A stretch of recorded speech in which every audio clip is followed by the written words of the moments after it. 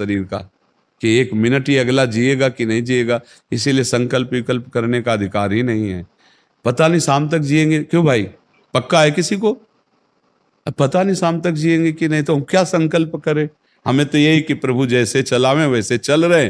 परिक्रमा करवा दिया, परिक्रमा करने बैठे बैठे राधा राधा जप रहे, मांग के खा लिया, भगवान के भरोसे बाबा जी। ऐसे गृहस्थी में अपने धर्म कर्म किए, जब समय मिला तो परिक्रमा कर गए। अच्छा, प्रार्थना करना स्वामी से कोई गलत बात नहीं कि हमारे बच्चे की नौकरी लग जाए, हमारा काम बन जाए, जरूर करो। भगवान से नहीं करोगे तो किससे करोगे? करना चाहिए। पर ये करके कि हमारी कामना पूर्ण कर दो, हम इतना करेंगे, फिर बंधन हो जाएगा। हम इतना क्यों कहें, तुम्हारी परिक्रमा करेंगे तो हमारा काम पूर्ण? स्वार्थी हो क्या? हमारे पिता हो, हमारे स्वामी हो, हमारी जरूरत है, मांग रहे कि प्रभु हमें एक संतान दे दो, हम आपको कुछ करेंगे, ये हम में बस नहीं, हमारे पास तो जो कुछ दिया हुआ सब आपका है नाथ। स्वाभाविक 108 परिक्रमा लग जाए, कोई बात नहीं, संकल्प मत करो, मांग जरूर लो, तुम्हें मांगना है, और छूट दे दो कि प्रभु यदि उचित हो तो ऐसा करना, अगर उचित ना हो तो प्रभु लाख बार मांगो तो भी पूरा मत करना।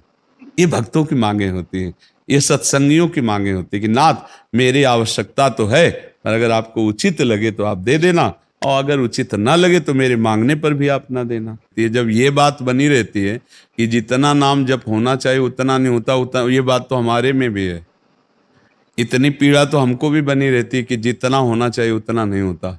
इतनी पीड़ा हम अपने गुरुदेव भगवान में भी देखी। एक दिन उन्होंने कहा क्या बताएं, जीवन निकल गया, छक के नाम जपने को नहीं हुआ, रात दिन मंत्र में नाम में लगे गए, रात दिन 10 वर्ष समीप रह के सेवा में रहे। तो देख, बोले क्या बताऊं, पूरी जिंदगी निकल गई, छक के नाम जपले को नहीं मिला।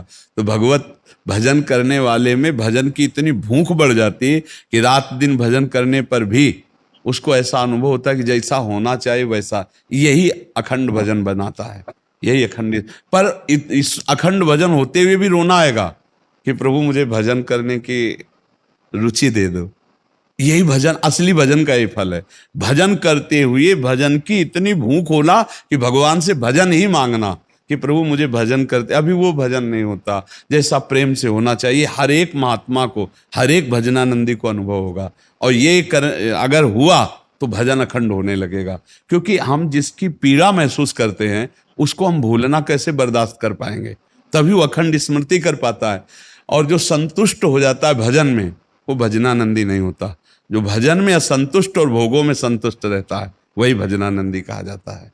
अपनी बात कहते हैं, मुझे तो गुरुदेव ने संभाला, नहीं तो साधन भजन हो रहा था और वो अहंकार जनित था। जब गुरुदेव ने कृपा करी तो हमारे अहंकार को चकनाचूर हुआ। तब ये बात समझ में आई कि गुरु कृपा से मोक्ष मूलम गुरु, करुणा में प्रियालाल के स्वरूप हैं। वो जब कृपा करते हैं तो अहंकार नष्ट हो जाता है, और अहंकार नष्ट होते ही दैन्यता आ जाती है। और प्रियालाल को दैन्यता बहुत प्रिय है, और वो दैन्यता कृपा से ही आएगी और गुरु के चरणों में